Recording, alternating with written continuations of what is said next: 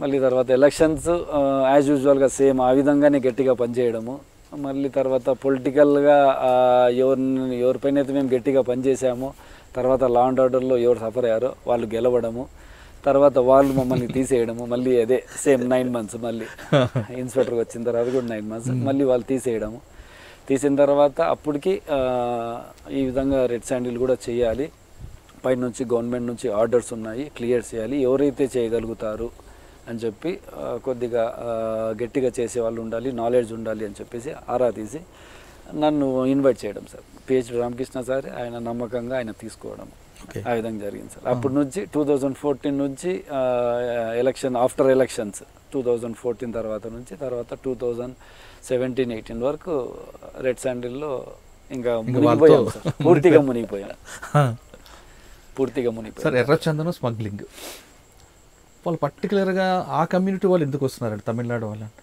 Yes sir, యాక్చువల్గా స్టార్టింగ్లో మన వాళ్ళు ఏదైతే ఫారెస్ట్కి అడ్జసెంట్ విలేజెస్ ఉంటాయో వాళ్ళు మాత్రమే లోపలికి వెళ్ళేసి ఒక 2 దొంగలు 5 దొంగలు ఆ విధంగా తెచ్చేసి ఎవరికైనా లోకల్గా ఒక ఊరికి ఎవడైనా స్మగ్లింగ్ చేసేవాడైతే వానికి ఇస్తే అతడు తీసుకెళ్ళేసి తమిళనాడు కర్ణాటకలో అమ్ముకొని వచ్చేవాళ్ళు.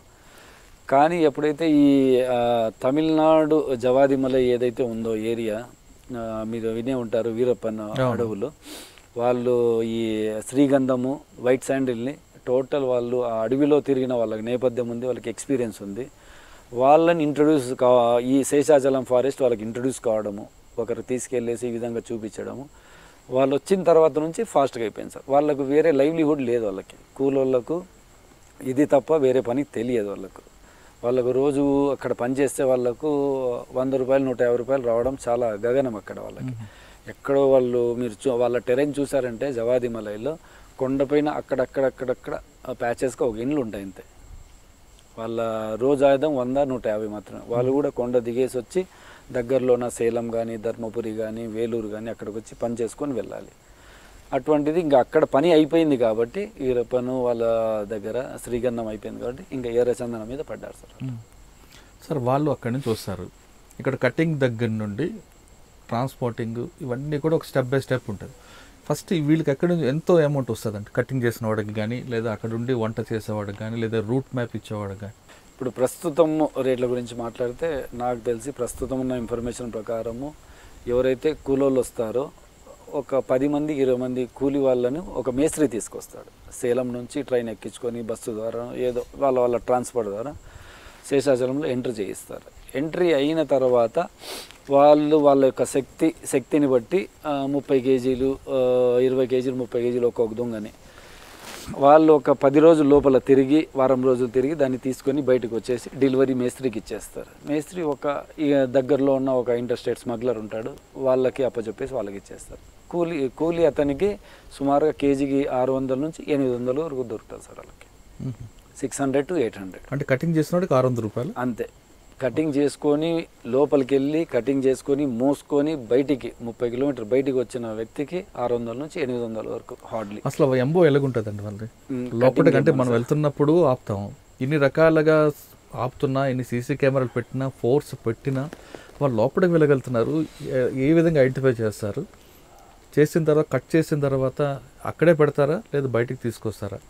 ఒకటి సార్, వాళ్ళ గురించి పూర్తిగా మనం చదివినామంటే, నేను ఒకసారి ఒక ఫారెస్ట్కి దగ్గరలో ఈ విధంగానే మూమెంట్ కొద్దిగా నైట్ టైమ్స్ తిరుగుతూ ఒక 10 మంది సైట్ అయితే వాళ్ళల్లో ఒకరిని పట్టుకున్న తర్వాత నేను డైరెక్ట్గా విచారించగా ఏం తెలిసిందంటే వాళ్ళు ఒక్కసారి లోపలికి వెళ్ళి తిరుక్కొని వచ్చారు అంటే వాళ్ళు మన జీపీఎస్లు కూడా అక్కర్లేదు సార్. వాళ్ళ ఫారెస్ట్ నాలెడ్జ్, వాళ్ళ మైండ్ సెట్ పర్ఫెక్ట్ ఉంటుంది. ఎక్కడి నుంచి వెళ్ళాలి, ఎక్కడికి వెళ్ళాలి.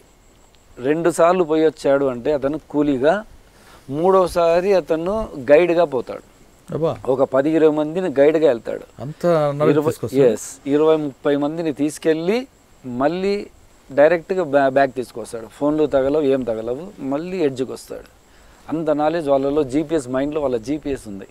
సార్ ఈ లోపలికి వెళ్ళిన తర్వాత వాళ్ళకి ఫుడ్ అదే ఏ విధంగా ఉంటుంది మరి? ఫుడ్ వాళ్ళు రేషన్ తీసుకెళ్తారు సార్. వాళ్ళు రేషన్ తీసుకెళ్తారు. వాళ్ళు ఒక పాయింట్స్ పెట్టుకుంటారు. రేషన్ అక్కడ దింపేసుకొనేసి రైస్ హార్డ్లీ ఏమంటారు, రైస్ ఎక్కువ ఉంటుంది, రొట్టెలు తీసుకెళ్తారు వాళ్ళకి కావాల్సింది. కట్ చేసిన తర్వాత వెంటనే తీసుకొస్తారా లేదా అక్కడ డంప్ చేస్తారా ఎక్కడైనా? క్వాంటిటీని బట్టి సార్. తక్కువ క్వాంటిటీ ఉంది అంటే గిన ఒక్కొక్క లాగ్ తెచ్చుకోగలుగుతారు అంటే గిన ఇమీడియట్ తెచ్చుకుంటారు. తర్వాత ట్రాన్స్పోర్టర్ యొక్క అపాయింట్మెంట్ బట్టి, ట్రాన్స్పోర్ట్ ఎప్పుడు వస్తుంది, ఈరోజు వస్తుందా, రేపు వస్తుందా, ఎల్లుండి వస్తుందా, వాళ్ళకు లేట్ అయ్యిందంటే ఒక చోట పెట్టేస్తారు. ఒక చోట పెట్టేసి బయటికి వచ్చేస్తారు. లేదు ఇమీడియట్గా వాళ్ళకు లోడింగ్ పాయింట్ ఉంది, ఇమీడియట్గా ఉంది, క్లియరెన్స్ ఉంది, వాళ్ళకి ప్రాబ్లం లేదంటే ఇమీడియట్ తెచ్చేసుకుంటారు, మిడ్ నైట్స్లో లోడ్ చేసేస్తారు. క్లియరెన్స్ అంటే ఏ విధంగా ఇస్తారు వాళ్ళకి? క్లియరెన్స్ అంటే వాళ్ళు ఇప్పుడు మేస్త్రి బయటే ఉంటాడు, తిరుగుతూ ఉంటాడు, పోలీస్ యొక్క మూమెంట్ చెక్ చేస్తాడు, ఫారెస్ట్ వాళ్ళ యొక్క మూమెంట్ చెక్ చేస్తాడు. అవన్నీ చెక్ చేసుకున్న తర్వాత వాళ్ళకి ఇబ్బంది లేదు అన్న తర్వాత మాత్రమే పాయింట్ పెట్టేసుకొని తీసుకొచ్చేస్తారు. సార్ ఇప్పుడు ఒకవేళ ఫారెస్ట్ డిపార్ట్మెంట్ కానీ లేదా పోలీస్ డిపార్ట్మెంట్ ఎదురైతే వాళ్ళ పరిస్థితి ఏంటి? జస్ట్ సార్ వాళ్ళని మన పోలీస్ డిపార్ట్మెంట్ కానీ ఫారెస్ట్ డిపార్ట్మెంట్ కానీ ఎవరు టచ్ చేయలేరు. వాళ్ళ యొక్క శక్తి ఫారెస్ట్లో వాళ్ళు అడవి పిల్లలు అంతే. వాళ్ళు జింకల కన్నా చాలా ఫాస్ట్గా పరిగెత్తుతారు. ఒక్కరు కూడా దొరకరు. ఎవరన్నా కింద ఏదన్నా తగిలి కింద పడిపోయి దొరకాలి, కానీ అతన్ని చేసి ఎవరు పట్టలేము. వాళ్ళ యొక్క శక్తి అంత ఉంటుంది. వాళ్ళ యొక్క స్ట్రక్చర్, బాడీ స్ట్రక్చరు 5'5" హైట్ ఉంటారు. అందరికీ ఆల్మోస్ట్ 6 packs ఉంటాయి. అందరు 50 kgs లోపల ఉంటుంది. అరికాలు అయితే వాళ్ళది ఇంత వెడల్పు ఉంటుంది. ఇంత వెడల్పు ఉండి అరికాలు వాళ్ళది ఇంత పాదం ఉంటుంది. ఒకవేళ ఎదురు పడితే కొడతారు వాళ్ళు? ఖచ్చితంగా. ఒకవేళ మనము వాళ్ళు దొరికిపోతారు లేదా వీళ్ళు అటాక్ చేస్తారు పోలీసు వాళ్ళు, మనం దొరికిపోతాము అనే ఐడియా వచ్చినప్పుడు ఖచ్చితంగా మనం తక్కువ మంది ఉన్నామంటే కానీ రాళ్ళతో వాళ్ళు అటాక్ చేస్తారు. అటాక్ చేసిన సందర్భాలు ఉన్నాయి. 2013 కన్నా ముందు 11-12లో ఒక ఫారెస్ట్ ఆఫీసర్ని కూడా చంపేశారు ఈ విధంగానే రాళ్లతో అటాక్ చేసి. అప్పుడే గవర్నమెంట్ కొద్దిగా సీరియస్గా తీసుకుంది 2014. మీరు పనిచేసిన ఆ పీరియడ్లో అంటే రామకృష్ణ గారు ఎస్పీ గారి టైంలో మీరు లోపల కూంబింగ్ వెళ్ళి ఉంటారు, మీ మీద కూడా ఆ విధంగా అటాక్లు ఏం జరిగాయి? అటాక్లు అయితే ఎక్కడ జరగలేదు సార్, కానీ పారిపోయారు. పారిపోయిన తర్వాత టోటల్ లాక్స్ కూడా సీజ్ చేసాము. 50 lakhs 100 lakhs. సార్ అప్పుడులో రోజు ఎర్రచందనం స్మగ్లర్స్ అరెస్ట్ ఇన్ని టన్నులు పట్టుకున్నాం అని పేపర్లు వస్తున్నా ఇంకా లోపలికి వెళ్తున్నారు, తీసుకొస్తున్నారు అనేది ఎలాగండి? అది సాధ్యమేనా అసలు? అది సాధ్యమే సార్. అది టోటల్ అది స్పీసీస్ చాలా స్ప్రెడ్ అయి ఉంది. సో వాల్యుబుల్ అది. ఇప్పుడు వాల్యుబుల్ అంటే ప్రాణం కన్నా వాళ్ళకి వాల్యుబుల్ అది. వాళ్ళకి ఆ విధంగా లోపలికి వెళ్ళి 1 weekలో కష్టపడి 30 kgల ఒక లాగ్ తీసుకొచ్చాడంటే అతనికి 800 రూపాయలతో వేసుకున్నామంటే కన్నా సుమారుగా 20-30 వేలు వస్తుంది. 20-30 వేలు అతనికి సంవత్సర ఆదాయం అది ఒకప్పుడు. సో దానికోసం ఎంత రిస్క్ అయినా తీసుకుంటారు వాళ్ళు, వెళ్తారు, తీసుకొస్తారు. సార్ అదే వాళ్ళని మార్పు కోసం చాలామంది మీ ఆఫీసర్లు అందరూ కూడా వాళ్ళ గ్రామాలకు వెళ్ళి వాళ్ళని మోటివేషన్ చేస్తే దానిలో మార్పు వచ్చిందంటారు? స్టార్టింగ్లో అప్పుడు వచ్చింది సార్. జయలలిత గారు గవర్నమెంట్ ఉన్నప్పుడు అప్పుడు మన గవర్నమెంట్ తరఫున మాట్లాడము, పెద్ద ఆఫీసర్లు వెళ్ళడము, మాట్లాడి ఆ గవర్నమెంట్ నుంచి వాళ్ళకి అక్కడ ఏదైనా లైవ్లీహుడ్ కల్పించడము. ఎందుకంటే వాళ్ళు డ్యూ టు పావర్టీనే వస్తున్నారు, అర్థమైంది. వాళ్ళకి ఏమి జరక్క వస్తున్నారు, లైఫ్ రిస్క్ తీసుకుంటున్నారు. ఇక్కడికి వచ్చిన తర్వాత పోలీస్ రైడ్ ఉంటుంది, చనిపోతాం లేదా లోపల అడవిలో ఏమన్నా జరగచ్చు అని తెలిసి కూడా వస్తున్నారంటే వాళ్ళు డబ్బు కోసం వస్తున్నారు. సో వాళ్ళకు అక్కడ లైవ్లీహుడ్ లేదని చెప్పేసి గవర్నమెంట్తో చెప్పి తర్వాత వాళ్ళకి కొన్ని ప్రాంతాలు వాళ్ళకి సెలెక్ట్ చేసి వాళ్ళకి యొక్క గవర్నమెంట్ యొక్క స్కీమ్స్ వాళ్ళకి అందేటట్లు కొద్దిగా ట్రై చేశాం సార్. అప్పుడు కొద్దిగా తగ్గింది.